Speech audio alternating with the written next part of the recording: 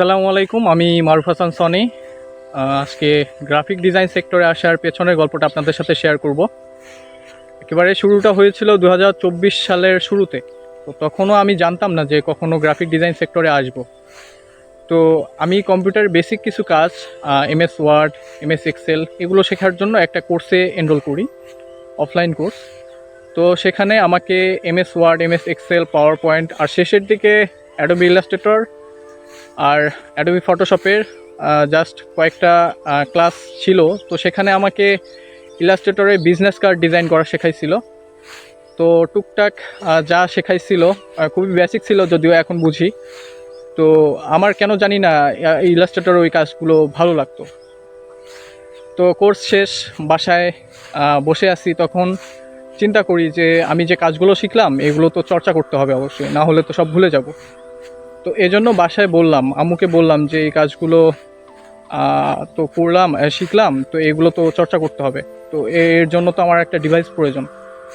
তো বাসায় বোঝাইলাম, আম্মু আবার আব্বুকে কনভিন্স করছে। করার পর কয়েক মাস পর আমার একটা পিসির ব্যবস্থা হয়। তো তারপর থেকে আমি টুকটাক ইলাস্ট্রেটর খুলতাম, কাজ করতাম, ইউটিউবের ভিডিও দেখতাম আর কাজ করার ট্রাই করতাম। তো এভাবে দেখতাম যে ভিডিওগুলোতে, অনেক ভিডিওতে হচ্ছে কাজ দেখাইতো কিন্তু কোনো কথা বলতো না।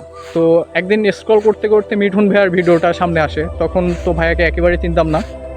তো আমার ভালো লাগতো যে কথা বলে বলে বোঝাইতো। তো ওই জিনিসগুলো দেখতাম আর প্র্যাকটিস করতাম। করতে করতে মিঠুন ভাইয়াকে সব জায়গাতে ফলো দেওয়া শুরু করি। তো একদিন ফেসবুকে স্ক্রল করতে করতে দেখি যে ওনার 3rd ব্যাচের হচ্ছে এনরোলমেন্ট শুরু হয়েছে। তারপর চিন্তা করলাম যে আমি 3rd ব্যাচে এনরোল করব। বাসায় বললাম যে আমি 3rd ব্যাচে এনরোল করতে যাচ্ছি। তো বাসায় আম্মুকে বলার পর আম্মু আমাকে কোর্স ফিটা দেয়। কোর্সের শুরুতে মিঠুন ভাই একটা কথা সবসময় বলতো যে আপনারা শুধু লেগে থাকেন, বাকিটা আমরা দেখে নেব, আপনারা কষ্ট করে লেগে থাকতে পারবেন তো, সবাইকে প্রমিস করাইতো। তো তারপর কোর্সের ক্লাসও শুরু হইলো। আস্তে আস্তে আমাদেরকে অনেক কাজ দেখানো শুরু করলো। তো সব কিছু নতুন নতুন লাগতেছিল, যেহেতু পূর্বের কোনো এক্সপিরিয়েন্স নাই।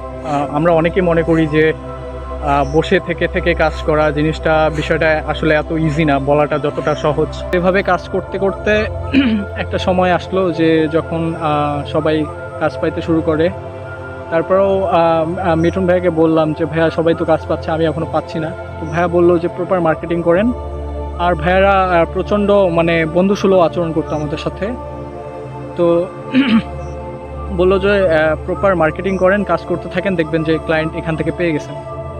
তো এরকম এই কথা বলার কিছুদিনের মধ্যে আমি আমার প্রথম ক্লায়েন্টের সাথে কাজ হচ্ছে শুরু করি। তো সেই অনুভূতিটা আসলে বলে বোঝানোর মতো না। তো তখন থেকে নিজের মধ্যে একটা কনফিডেন্স পাইছি যে না, এখানে কিছু একটা আছে।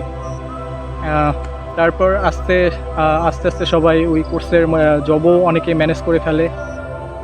তারপর কাজ করতে থাকে। আমি স্টিল এখনও মিশন একাডেমির সাথেই আছি, এখনও শিখে যাচ্ছি, এখনও কাজ করে যাচ্ছি কন্টিনিউয়াসলি। তো কোনো কিছু আসলে এমনি এমনি হয়ে যায় না। তো অনেকের একটা ভ্রান্ত ধারণা আছে, অনেকে ভয় পায় যে গ্রাফিক ডিজাইন সেক্টর নাকি রিপ্লেস হয়ে যাবে, এআই নাকি সবাইকে রিপ্লেস করে দিবে। তো বিষয়টা একেবারে এমন না। তো আপনারা যারা গ্রাফিক ডিজাইন সেক্টরে আসতে যাচ্ছেন, তো তারা অনায়াসে গ্রাফিক ডিজাইন সেক্টরে আসতে পারেন। সামনে কাজ অনেক ইমপ্রুভমেন্ট আসবে। সময়ের সাথে সাথে সবাই যদি কাজ করতে পারেন তাহলে অনেক এগিয়ে যেতে পারবে।